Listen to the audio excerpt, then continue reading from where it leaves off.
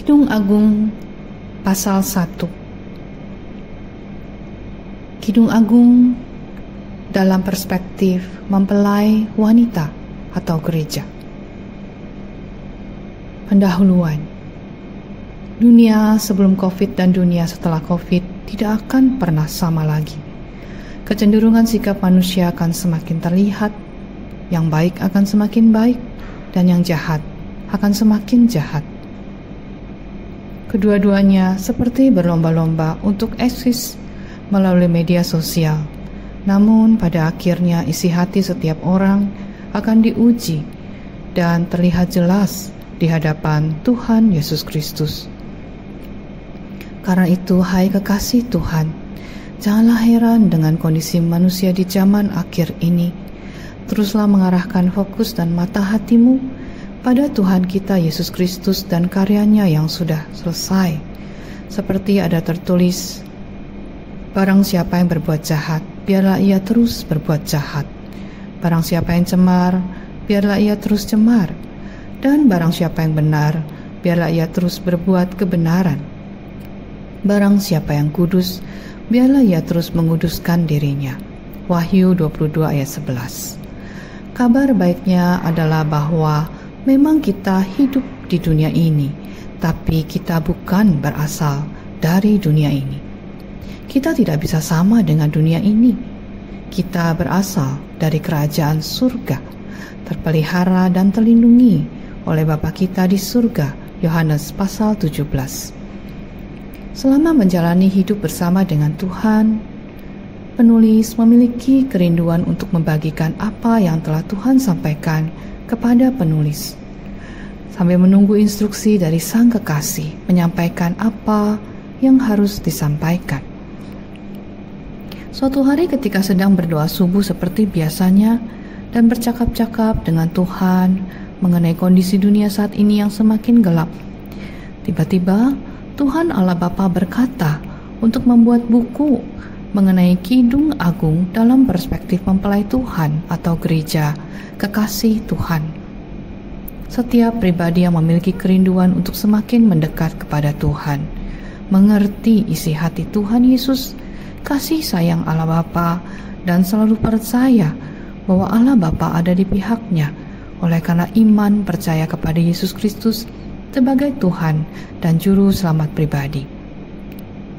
Menjadi kekasih Tuhan bukanlah panggilan, bukanlah tugas, tapi adalah kasih karunia. Bersiaplah menyambut kedatangan Tuhan Yesus, Sang Mempelai Agung. Yohanes 6 ayat 65, lalu Yesus berkata, sebab itu telah kukatakan kepadamu, tidak ada seorang pun yang dapat datang kepadaku, kalau Bapa tidak mengaruniakannya kepadanya. Tujuan dari penulisan buku ini adalah untuk melihat dan memahami hati Tuhan Yesus sebagai Sang Mempelai pria dan perjalanan iman Sang Mempelai wanita. Jatuh bangunnya Sang Mempelai wanita menjalani hidup di dunia ini, sampai akhirnya Sang Mempelai wanita dapat mengalami pertumbuhan yang matang dan merasakan serta percaya sepenuhnya pada Sang Mempelai pria yang berakhir di pasal 8. Tujuan lain dari penulisan buku ini adalah untuk menunjukkan bahwa buku Kidung Agung bukanlah buku yang tabu untuk dibaca bagi semua usia dan jenis kelamin, karena sesungguhnya Allah adalah roh. Namun karena manusia terbatas oleh fisiknya, maka Allah mengungkapkan cinta kasih-Nya melalui apa yang dapat dimengerti panca indera manusia, dan hubungan yang paling tepat adalah hubungan antara mempelai pria dan mempelai wanita. Allah sangat menginginkan rohnya bersatu dengan roh manusia. Roh yang ditempatkan Allah di dalam diri kita diingininya dengan cemburu. Yakobus 4 ayat 5. Jadi, ketika membaca buku ini, janganlah menekankan hal yang tertulis secara fisik, namun lihatlah hal-hal rohani yang tersirat dari tulisan Kidung Agung ini. Mengapa bukan hubungan suami istri atau orang tua dengan anak?